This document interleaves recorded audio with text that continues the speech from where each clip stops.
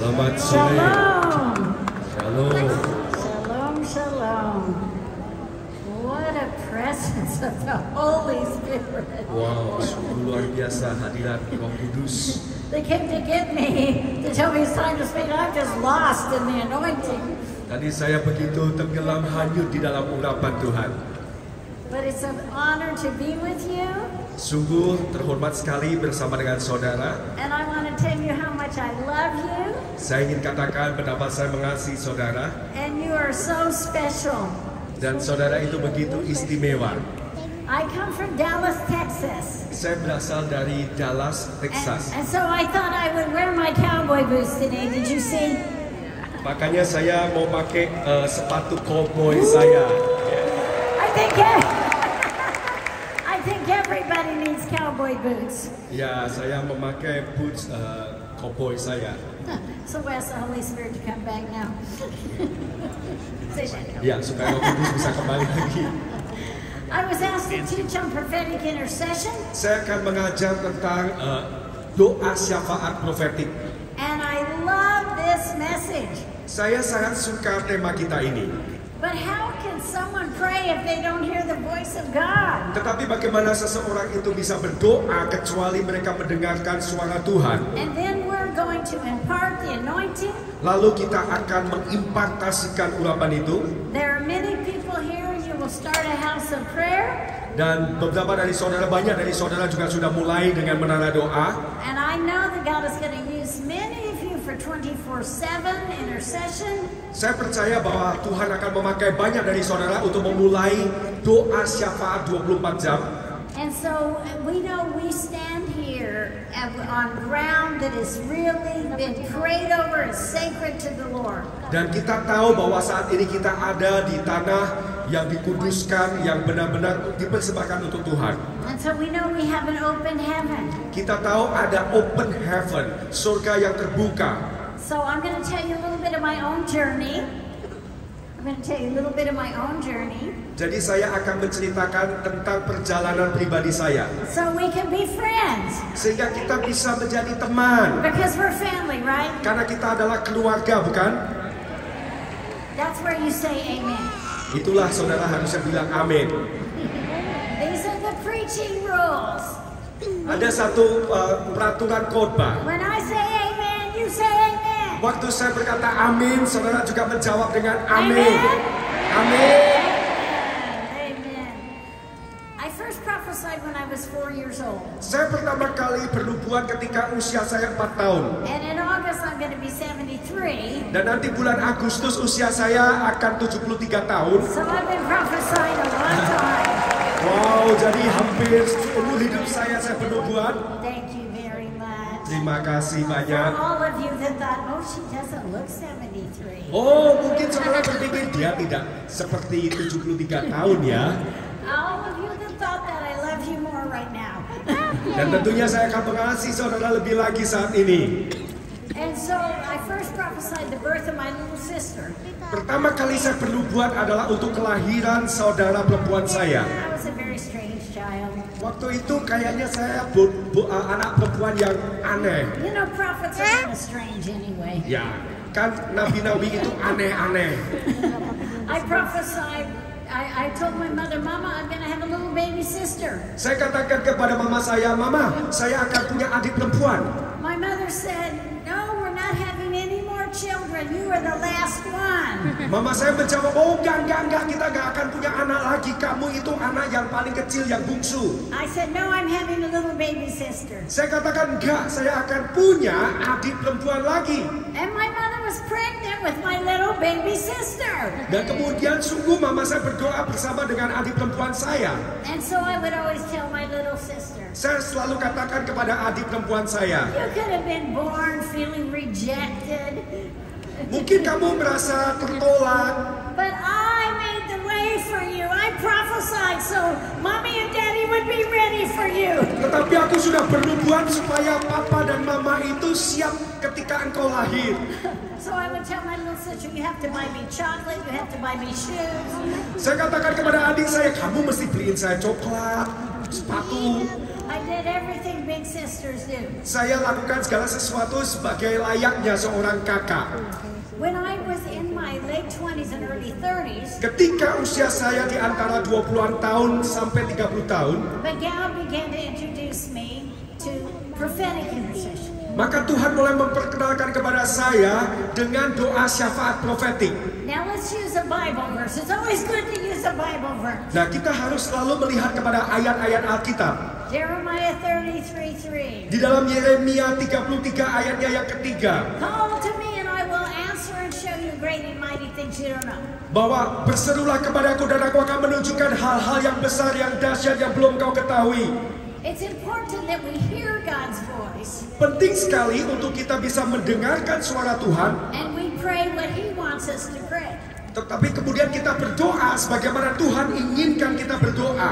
Many people only pray like petition prayers, what they want to happen. Banyak orang itu hanya berdoa dengan cara memohon doa permohonan apa yang mereka inginkan. But God wants His will to be done on earth Tetapi Tuhan menghendaki supaya kehendaknya terjadi di muka bumi, as it is in heaven. sebagaimana di surga sana. Let me tell you how this started with me. Saya akan ceritakan bagaimana hal itu bermula dengan saya.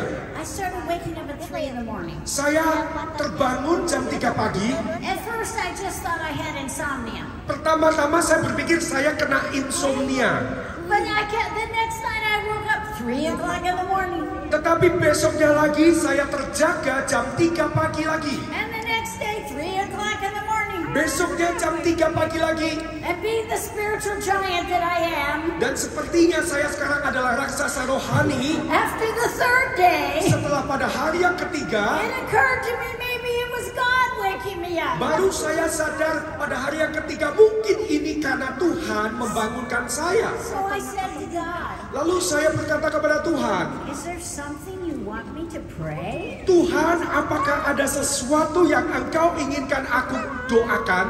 And you know what? He told me. Dan memang Tuhan akhirnya berbicara. First it came with a picture. Yang pertama dengan satu gambar. I saw the picture of a man I went to church with. Dan saya tahu satu gambar tentang seorang pria di gereja. He worked for a very famous ministry. Dia ini bekerja untuk sebuah pelayanan yang sangat terkenal. And this is what the Holy Spirit said. Dan inilah yang dikatakan oleh Roh Kudus. This man has cancer. Pria ini menderita kanker. And he hasn't told anyone. Dan dia belum menceritakan kepada siapapun juga. But he's hurting. Tetapi dia sedang luka. I want you to pray for him. Aku mau kamu berdoa buat pria ini. And I did. Dan saya lakukan. The next Sunday, Kemudian minggu this berikutnya, man pria saw ini, me in the church dia service. melihat saya pada saat kebaktian. He came running up to me. Lalu dia datang kepada saya. And he said, Cindy, Dia katakan, Cindy, people don't know, but I have cancer. banyak orang tidak tahu bahwa aku mengidap kanker. And I'm hurting so much. Dan rasanya aku begitu sakit. And I was awake at 3 o'clock in the morning a couple of nights ago. Dan beberapa hari yang lalu jam 3 pagi saya selalu And terjaga. I said this to God. Lalu saya katakan hal ini. God, does anybody care that I am hurting so much? Dia berdoa demikian, Tuhan, apakah ada yang peduli kalau aku merasakan sakit yang luar biasa seperti ini? And you know what? Dan tahukah saudara, The Lord said to him, Cindy, Jacobs is awake. Tuhan menjawab kepada dia, Cindy Jacob terjaga pada saat ini. And Cindy Jacobs knows you have cancer. Dan Cindy Jacobs tahu kalau kamu mengidap kanker. And she's praying for you. Dan dia sedang mendoakan kamu. That became a journey Dan itu menjadi permulaan perjalanan of God interrupting my sleep. di mana Tuhan menginterupsi jam tidur saya. We tell God, God, do anything with me. Dan kita berdoa, Tuhan lakukan sesuatu kepada saya. I'm yours, Jesus. Aku adalah milikmu ya Tuhan. And then he says, okay, I'll do it. Kemudian Tuhan katakan, oke, aku akan lakukan. I'm thinking like, yeah, 8 o'clock in the morning. Saya pikir ya mungkin jam 8 pagi lah. After I have a nice night's sleep. Setelah saya bisa tidur nyenyak sepanjang malam. No, he decides at 3 o'clock in the morning. Enggak, Tuhan membangunkan saya jam 3 pagi. His ways are not our ways. Jalan-jalan Tuhan itu bukan jalan-jalan kita. And so I'm telling you, Jadi saya mau katakan kepada saudara God wants to use you bahwa Tuhan mau menggunakan saudara to pray prophetically, untuk berdoa secara profetik, to be available, untuk siap bersedia day or night, baik pagi maupun malam, night or day, ataupun malam dan pagi, anytime. setiap waktu. Let me tell you another story Saya katakan kisah yang lain where God interrupted my sleep di mana Tuhan itu mengganggu ya tidur saya. right in the middle of the night. Dan satu kali pada tengah malam I wake up, saya bangun, I have a picture. saya mendapatkan penglihatan atau gambar. It's a very good friend of ours. Dan ini adalah sahabat baik kami. And the Lord said to me, Lalu Tuhan berbicara kepada saya his van is very damaged. bahwa mobilnya, mobil van-nya itu sangat rusak. And I don't know, you know what the bearings are, but they keep the wheel on. Yeah. Jadi bearing dari mobilnya itu rusak. They're bad. And they're Sangat gonna rusak. fall off. The wheel's gonna fall off. Kalau bearing itu yang memegang roda, maka kalau itu rusak maka akan lepas bannya. So my job Jadi tugas saya was to pray that the wheel didn't fall off. supaya roda itu tidak terlepas. And I did. Dan saya lakukan. And God interrupted my sleep again. Dan sekali lagi Tuhan menginterupsi tidur saya. The next morning, Kemudian pagi hari esoknya, when our friends arrived, ketika sahabat kami tiba, Mike and I told them. dan saya harus katakan kepada dia. And so Mike went with our friend Kemudian Mike pergi bersama dengan teman saya to have the van checked out. untuk ngecek bearing rodanya. And the man at the auto mechanic, Kemudian di bengkel itu, he came out looking very white, very concerned. montir dari bengkel itu datang dengan pucat. He said, I can't believe you even drove with this van. Dia katakan, aku gak percaya kamu masih nyetir mengendarai van ini. There's no reason you should not have had a car accident. Dan kayaknya gak masuk akal kalau kamu tidak mendapatkan kecelakaan. And Mike came home with a little bag of the bearings of that car, the trophies of intercession. Dan kemudian mereka pulang dengan membawa bearing itu sebagai trofi dari doa syafaat saya. It might have saved that family's life. Dan mungkin sudah menyelamatkan kehidupan dari keluarga ini. You see, our life is not our own. Jadi hidup kita itu bukan milik kita. Our prayer life is not our own. Bahkan doa kita itu bukan milik kita. God wants us to be available Tuhan mau kita bersedia to release His will on earth as it is in heaven. untuk melepaskan kehendaknya di bumi sebagaimana di sorga. God wants us to know Tuhan mau supaya kita tahu that He will tell us, bahwa Dia akan memberitahu that He kita will warn us. dan Dia akan mengingatkan kita. Isaiah 42:9. Di dalam Yesaya 42 ayatnya yang ke-9, Before the former things come to pass, I tell you. bahwa nubuat-nubuat yang lalu itu sekarang sudah menjadi kenyataan dan hal-hal baru akan aku beritahukan. You see, this is a relationship that we have with God. Saudara lihat, ini adalah satu hubungan yang kita miliki dengan Tuhan. God wants to warn us. Tuhan mau menggunakan kita. God wants us to see that we have to take care of our nations in prayer. Tuhan mau supaya kita juga menjaga bangsa kita melalui doa. The news is the Christian's report card. Jadi berita-berita yang kita dengar itu adalah semacam kartu doa kita. How well are we taking care of our nations? Bagaimana kita bisa menjaga, sebagaimana kita baiknya menjaga bangsa kita. Prophetic intercession is listening to God and praying those things back to Him. He Do- wants to do. Doa profetik itu adalah mendengarkan suara Tuhan dan mendoakan kembali sebagaimana yang Tuhan perintahkan. If you are called to be a prophet, Kalau engkau memang terpanggil untuk menjadi nabi, or you have the gift of prophecy, atau engkau memiliki karunia nubuatan, all prophets are intercessors. semua nabi dan pendoa syafaat, Jeremiah 27 verse 18. maka di dalam Yeremia 29 ayatnya yang ke-18, Jeremiah 27:18. sorry 27, Yeremia 27, If they're prophets and the word of the Lord is with them, kalau memang ada nabi Tuhan bersama dengan mereka, now let them make intercession to the Lord of hosts.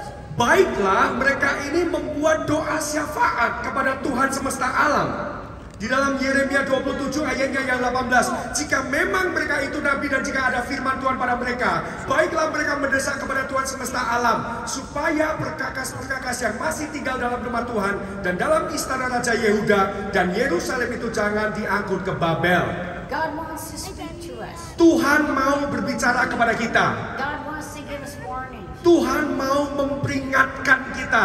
Many times God will give us warnings and a dream Dan seringkali Tuhan akan memberikan peringatan dan mimpi so we can avert disasters. sehingga kita bisa membalikkan satu bahaya ancaman. When I go into a city, Ketika saya pergi ke kota, many times I will ask the people in the meetings, dan biasanya saya akan minta orang-orang, how many of you had a dream about a flood coming to a city? This "Ber- city. berapa banyak kali kamu itu mendapatkan mimpi tentang banjir yang akan melanda kota ini?" And there will be 5 or 6 that had the same dream. Dan kurang lebih ada 5 atau 6 orang yang memperoleh mimpi yang sama. Why? Mengapa? Because God is trying to warn. Karena Tuhan ingin memberikan peringatan. You see, God doesn't want bad things to happen. Tuhan tidak menghendaki ada hal-hal buruk terjadi. God wants us to learn to pray. Dan Tuhan mau kita belajar untuk berdoa. He wants us to learn that we can be an intercession and avert bad things. Tuhan mau kita belajar bahwa kita bisa menjadi pendoa syafaat dan memutarbalikkan hal-hal yang jahat. God gave me a word of Tulsa, Oklahoma one time about a flood coming to the city. Tuhan memberitahukan kepada saya mengenai Tulsa, Oklahoma tentang bahaya banjir yang akan melanda. That's where Oral Roberts University is.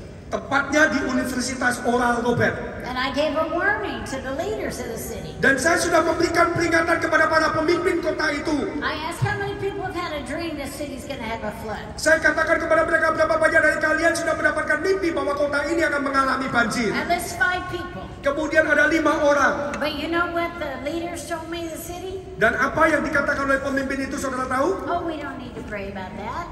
Kita nggak usah lah, nggak perlu doa demikian. Tulsa has the best flood control system. Karena Tulsa, kota ini memiliki pengendalian banjir yang terbaik. It will never flood here. Gak mungkinlah ada banjir di sini. I said, no, we need to pray. Saya katakan enggak, jangan gitu. Kita harus berdoa. It's very interesting. Dan sangat menarik. The church where I was preaching Dan gereja di mana saya berkhotbah was right near the river. itu tepat di samping sungai. And the flood came. Kemudian banjir itu datang. But because they had prayed in that church, Tetapi karena gereja itu sudah berdoa, the flood did not touch their church. maka banjir itu tidak masuk ke daerah gereja mereka. Amen. Amin. God wants to warn. Bahwa Tuhan ingin memperingatkan. Right now, many people are having dreams about world wars. Dan saat ini banyak orang mendapatkan mimpi tentang perang dunia.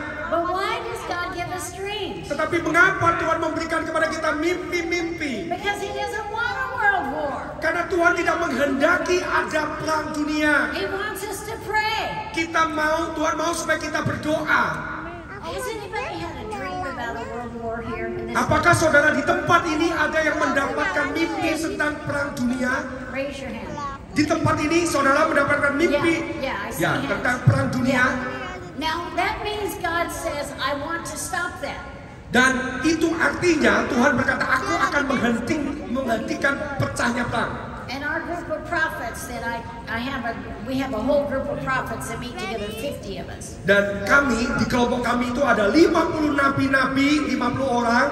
And God gave us a warning about a World War III trying to come. Dan Tuhan memberikan peringatan kepada kami bahwa akan pecah perang dunia ketiga. So we are sending prayer teams all over the world Lalu kami utus para pendoa-pendoa ke berbagai penjuru dunia to intercede. untuk bersyafaat. You see, God will tell us about small things, Tuhan akan mengatakan kepada kita tentang hal-hal kecil, but He also wants to tell us about big things. tetapi Tuhan juga akan mengatakan kepada kita perkara-perkara besar. He'll warn you about things trying to happen to your family and a dream. Tuhan akan memperingatkan kepada saudara tentang apa yang akan terjadi dalam keluarga saudara melalui mimpi. My husband is a dreamer.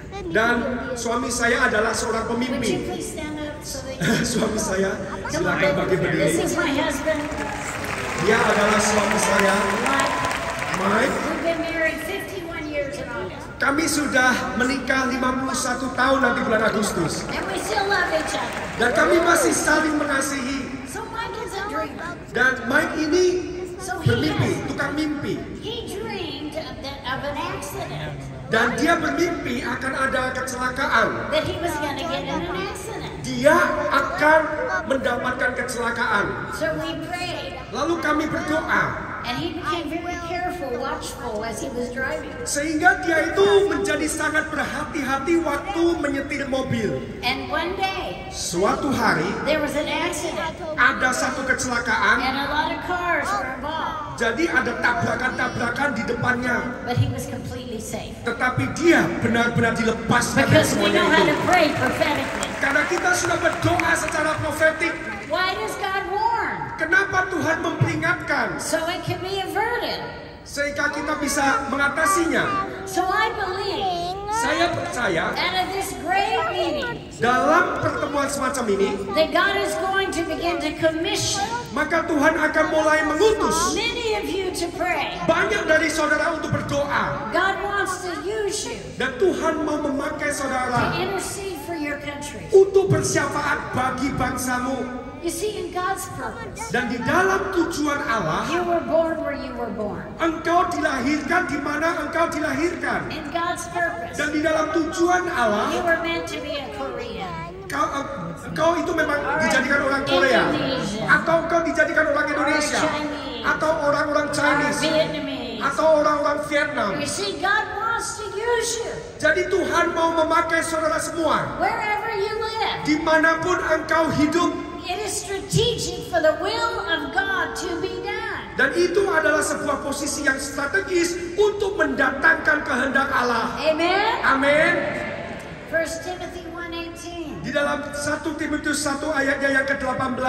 Now this is very important for us to understand. Dan ini sangat penting untuk kita fahami. Sometimes God will give a prophecy over your life. Kadang-kadang Tuhan akan memberikan nubuatan-nubuatan atas hidupmu. And I know people that got really mad. Dan saya tahu orang-orang begitu kesal. That prophecy didn't come to pass. Oh, nubuatan itu tidak digenapi. That prophet's a false prophet. Itu adalah nabi palsu. But you see, a prophecy is the will of God. Jadi nubuatan itu sesungguhnya adalah kehendak Allah. But you know, God wants that done, but Satan doesn't want it done. Tetapi si iblis tidak mau hal itu digenapi. So 1 Timothy 1:18 gives us a secret. Dan ini adalah rahasianya tertulis di dalam 1 Timotius 1 ayat 18. Tugas ini kuberikan kepadamu, Timotius anakku, sesuai dengan apa yang telah dinubuatkan tentang dirimu, supaya dikuatkan oleh nubuatan itu, engkau memperjuangkan perjuangan yang baik dengan iman dan hati nurani yang murni. A prophetic word can be a strategic roadmap for your life. Dan satu kata-kata nubuatan profetik itu memberikan arahan dalam kehidupanmu. Let me tell you a time I gave a warning for the nation of Guatemala. Saya ceritakan bagaimana saya memberikan peringatan atas negara Guatemala. I was speaking Guatemala City, Waktu itu saya ada di kota Guatemala and I gave this prophecy. dan saya menyampaikan nubuatan ini. The guerrillas are coming to the mountains all above Guatemala City. Jadi gerilyawan itu yang dari pegunungan akan masuk ke kota Guatemala. But if the church will go evangelize in those mountains, Tetapi kalau gereja-gereja kemudian menginjili ke gunung-gunung itu, they will become believers in Jesus, maka mereka akan menjadi umat percaya di dalam and Kristus. they won't side with the guerrillas. They won't come in alliance with the guerrillas Maka mereka itu tidak akan bersama-sama dengan and gerilyawan try to destroy Guatemala City. untuk mencoba menghancurkan kota Guatemala. So the pastors' wives of all these big churches looked at this. Kemudian istri dari hamba Tuhan di satu gereja yang besar di sana mendengarkan hal ini. And they said, we are going to pray about this. Lalu dia mengatakan bahwa kita akan berdoa tentang hal ini. Part of the prophecy said, Dan salah satu bagian dari nubuatan berkata, if you will go establish medical clinics, kalau engkau mendirikan tempat-tempat klinis medis, if you will go eradicate the poverty in these villages, kalau engkau menghancurkan kemiskinan-kemiskinan di desa-desa itu, they will not need the guerrillas. sehingga mereka tidak perlu gerilya-gerilya itu. And so they began to get a plan for the villages, and each of them took part of the indigenous people in the mountain. Lalu mereka mulai membuat rencana untuk bekerja menyejahterakan desa-desa di tepi pegunungan atau di sekitar pegunungan itu. So they went on donkeys. Lalu mereka menaiki Because keledai-keledai. there were no roads. Karena waktu itu memang belum ada They jalanan. took solar panels, Dan mereka membawa panel-panel surya.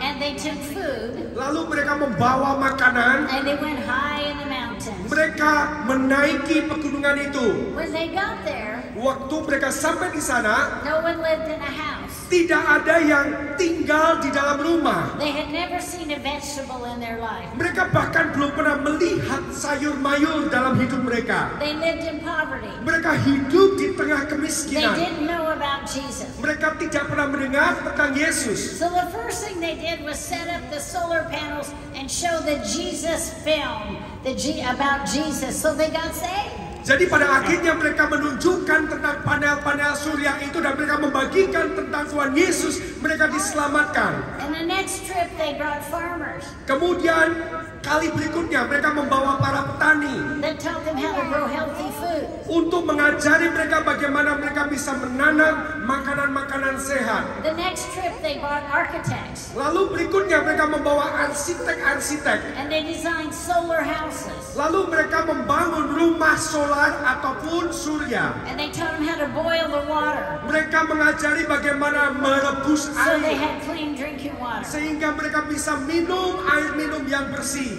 And then they began to build them houses. Lalu mereka mulai membangunkan rumah-rumah bagi mereka. Then they brought doctors Mereka membawa dokter-dokter. and they built a medical clinic. Mereka membangun klinik-klinik medis. The village was transformed. Kemudian desa-desa di sana ditransformasikan. And the guerrillas came Kemudian para gerilyawan itu datang. and they said, "Oh, we're bringing you doctors. Lalu kami juga katakan bahwa kami membawa dokter-dokter. We're going to help you." Kami juga akan menolong kalian. And you know what those people said? Dan tahukah saudara apa yang dikatakan gerilyawan They itu? said, "We don't need you. We have Jesus Christ."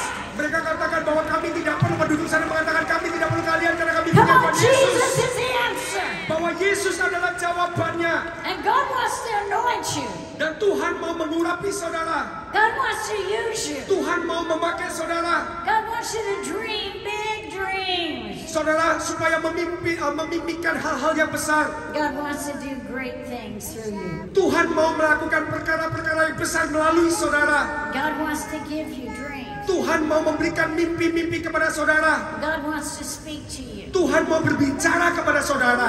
You see, I started out as that young woman, Dan saya melihat ada seorang wanita, and that young woman who just awakened at 3 in the morning. yaitu dimulai dari saya maksudnya seorang gadis muda yang dibangunkan jam 3 pagi, Just yielding my life to Jesus Christ. kemudian menyerahkan hidup saya kepada Tuhan Yesus. And from that, Dari titik itu, God began to build.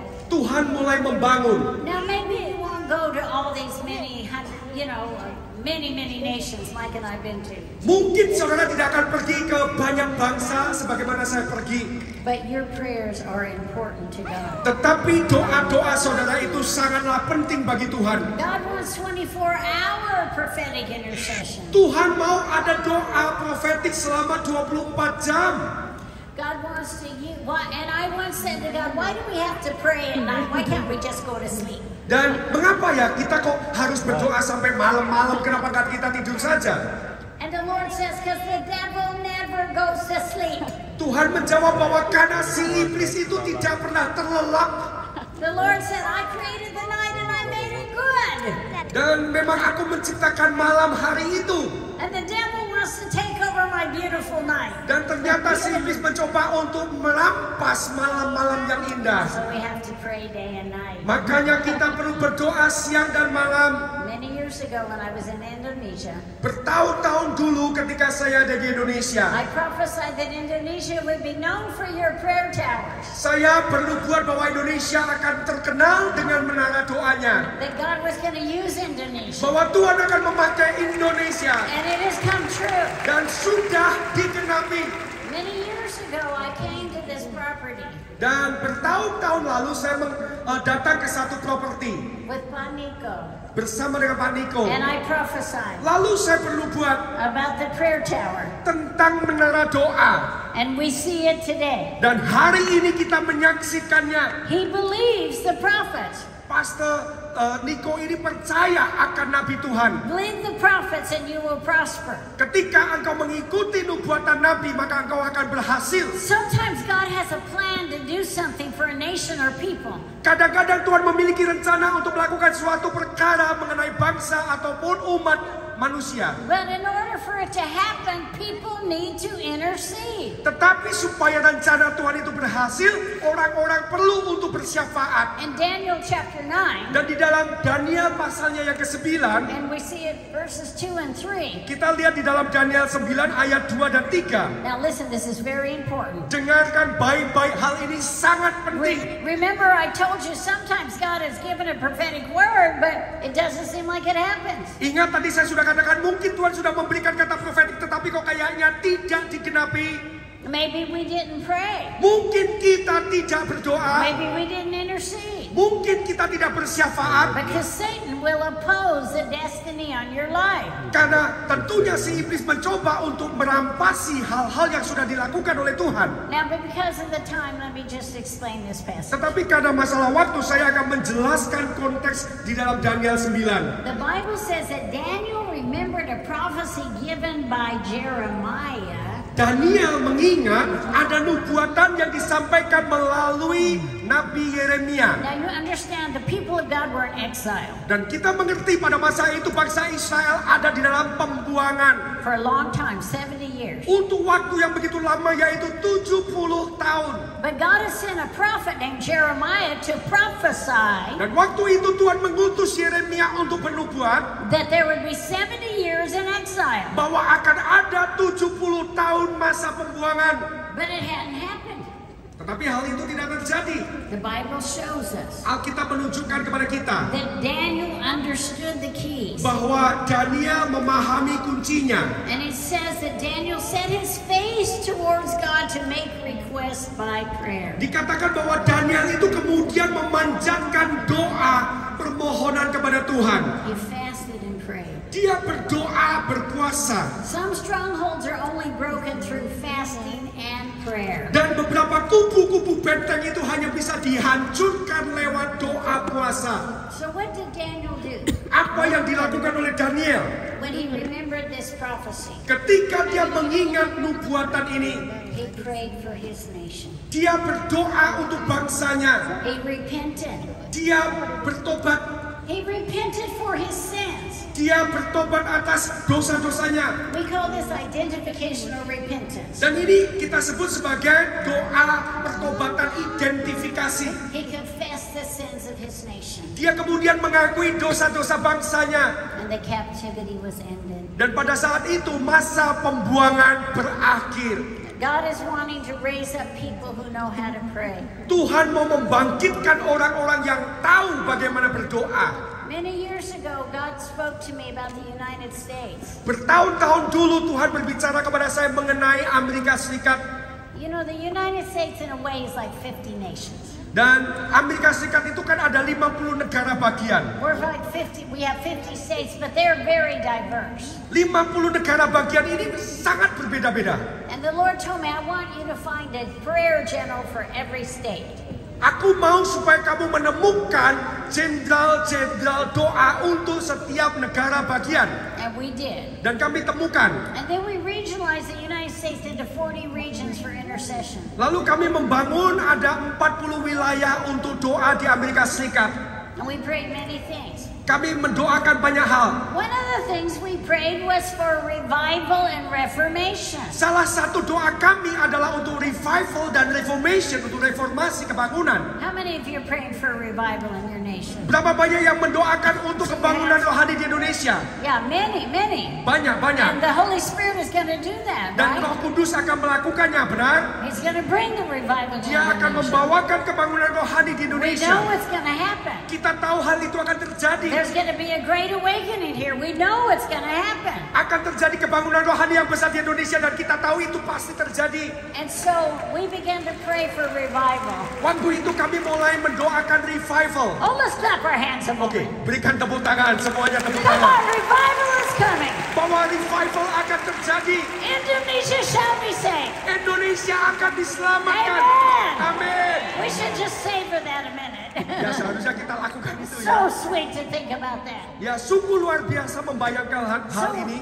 we kept praying for the U.S. Dan waktu itu kami terus mendoakan Amerika. We get on our knees praying. Kami berlutut, kami berdoa. We were filling stadiums praying. Kami mengisi stadion-stadion berdoa bersama. I mean, 400,000 prayed in Washington, D.C. Dan kemudian ribuan orang berdoa di Washington DC. Another 70,000 in Nashville. Kemudian di Nashville ada 70.000 orang We berdoa. prayed so many prayers. Kami berdoa menaikkan banyak doa. I repented so many times before God for our sins. Dan saya juga mewakili, saya berdoa, bertobat, mewakili dosa-dosa bangsa kami. I think my knees look like camel knees. They're so callous. Jadi rasanya lutut saya ini kayak lutut onta ya. And we kept saying, when is the revival coming? Dan saya katakan bahwa revival akan terjadi. But a year ago, Dan kira-kira setahun yang lalu, the anointing fell.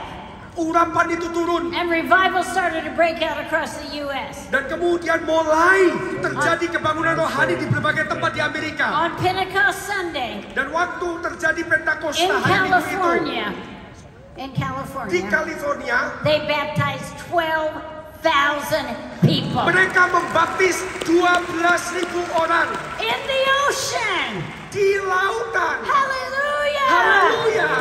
There was another baptism off Tampa, Florida, the coast. Dan ada lagi satu baptisan di Florida. They baptized 1,000. Mereka membaptis 1.000. In fact, this was reported on Fox News. Dan bahkan hal ini diberitakan di Fox News. You know when it hits the news that it's making a big impact. Saudara tahu kalau sampai masuk berita berarti dampaknya dahsyat sekali. And the person reporting on the baptisms Dan kemudian bahkan di dalam dilaporkan mengenai baptisan ini. said while they were baptizing people, Dan dikatakan ketika mereka sedang membaptis banyak orang, that the dolphins started jumping out of the ocean all around the baptism. maka muncullah lumba-lumba dolphin itu melompat-lompat menyertai baptisan air. The fish started jumping out of the water. Ikan-ikan itu melompat-lompat dari permukaan air. Birds were flying in circles over the air. Burung-burung itu berterbangan melingkari di All udara. creation was rejoicing. Seluruh makhluk ciptaan Tuhan bersuka cita. And God's going to do that in your nation. Dan Tuhan juga akan melakukannya di bangsa saudara. His spirit is going to fall. Bahwa roh Tuhan akan turun. And we prophesied for years Dan kita sudah bernubuat selama bertahun-tahun about revival in university campuses. tentang revival di kampus-kampus universitas. And it's breaking out in university after university. Dan saat ini mulai terjadi dari satu universitas kepada universitas yang lain. In one university, Dan di salah satu universitas, they didn't have a place to baptize the people that accepted Jesus. mereka tidak punya tempat untuk membaptisi orang-orang yang menerima Tuhan. So the students brought their trucks Lalu para murid itu membawa truk-truknya. and they put plastic all in the bottom of the bed of their truck. Dari truk itulah kemudian dilapisi dengan plastik. And they filled it with water Diisilah dengan air. and they baptized right in their trucks. Dan akhirnya mereka membaptis orang-orang itu tempat di gereja Come itu. on, God is coming to America. Tuhan akan melawan Amerika. And God is coming here. Maka Tuhan juga akan melawan The di sini. glory of God Bahwa kemuliaan will be Allah seen upon all flesh. akan dinyatakan. The Kita akan power of melihatnya. God Bahwa ada kuasa is Tuhan coming to visit. akan datang untuk melawan. And when the glory comes, Dan ketika kemuliaan Tuhan no datang, one can stop what God wants to do. tidak ada yang dapat menghentikan apa yang Tuhan akan lakukan. Intercession ripens the harvest. Dan ternyata doa syafaat itu akan menyiapkan tuayan. When we intercede and pray, Dan kita akan bersyafaat lewat doa. all of heaven listens. Dan semua surga akan melihat atau mendengar. And there will come a day when the bowls in heaven are filled with our prayers. Dan nantinya cawan-cawan doa di surga itu akan terisi penuh dengan doa-doa kita. And they're going to tip across our nations. Dan akan terjadi kebangunan rohani di negara-negara You kita. watch and see, young people, what's going to happen. Engkau akan perhatikan anak-anak muda apa yang terjadi. We are commissioning you Kami sedang mengutus anak-anak to muda fast and pray, untuk berdoa, to call berpuasa, out to God untuk menjerit kepada for Tuhan, revival, untuk kebangunan for rohani, God to move and supaya bring Tuhan a bekerja, reformation. supaya Tuhan membawakan reformasi. And I want to tell you, Dan saya mau katakan kepada what saudara is getting ready to happen. bahwa Tuhan sudah bersiap diri untuk No melakukannya. demon in hell can stop it. Dan tidak ada setan-setan manapun dari neraka yang dapat menghentikannya. Haleluya! Mari kita teriakkan haleluya! Tidak ada setan manapun yang dapat menghentikan So we're pekerjaan going to Tuhan. commission you. Dan kami akan menutus saudara. Listen, if you're a revivalist, Dengarkan. call your youth to prayer. Supaya saudara kumpulkan anak-anak muda untuk berdoa. When I was in university, Ketika saya we mahasiswi, had a group that prayed every Saturday morning together. kami ada satu kelompok untuk berdoa bersama-sama pada Sabtu pagi. I don't know if this will translate. We called ourselves the God Squad. Does that translate at all? God Squad. Jadi squad, jadi pasukannya Tuhan. Yeah, and so we get up on Saturday, Jadi setiap Sabtu kami berkumpul. and we had a friend, he had this really old guitar. Lalu ada salah satu teman kami punya gitar yang begitu tua. And we just come together, we're just singing, Kami menyanyi, we're just worshiping. kami menyembah. I don't think we sounded very good. Dan kayaknya nggak bagus-bagus amat penyembahan kami. And we began to intercede for the lost. Lalu kami mulai berdoa untuk jiwa-jiwa yang terhilang. And we'd ask God, who did he want us to talk to about Jesus? Lalu kami bertanya kepada Tuhan, siapakah yang akan Tuhan jamah? And we just go everywhere telling people. Dan kami mulai pergi kemana-mana menceritakan kepada banyak orang. And we were part of something called the Jesus Revolution. Lalu kami memulai sebuah yang kegerakan namanya Jesus Revolution. And we had a symbol. Dan kami punya simbol. We would point our finger in the sky like this. Kami akan melakukan demikian, mengangkat jari kami untuk menunjuk ke atas. And it meant one way Jesus. Yang mengatakan one way Jesus. And anywhere we went, Dan kemanapun kami pergi, in any crowd, maka kemanapun ada all we kerumunan, have to do is like this. kami hanya mengangkat tangan kami demikian. And every Jesus people person would put their hand in the air. Dan ternyata kode ini disambut oleh orang-orang yang percaya kepada Tuhan Yesus dan mereka juga akan mengangkat tangannya. Can we practice? Come on. Mari kita latihan demikian. One way Jesus. One way Jesus. Say it. One way Jesus. One way Jesus. One way Jesus. One way Jesus. I'll tell you, you're part of the Jesus Revolution. Saya katakan lewat kegerakan Jesus Revolution. So we have to have prayer. Kami memulai dengan doa itu. Revival prayers. Kami doakan revival. Calling out to God for the lost. Dan kami menjerit kepada Tuhan meminta Now jiwa-jiwa I yang feel terhilang. that's where the anointing rested. Dan kami merasakan ada Can you urapan begin itu. to play? Listen. Musik. Whew.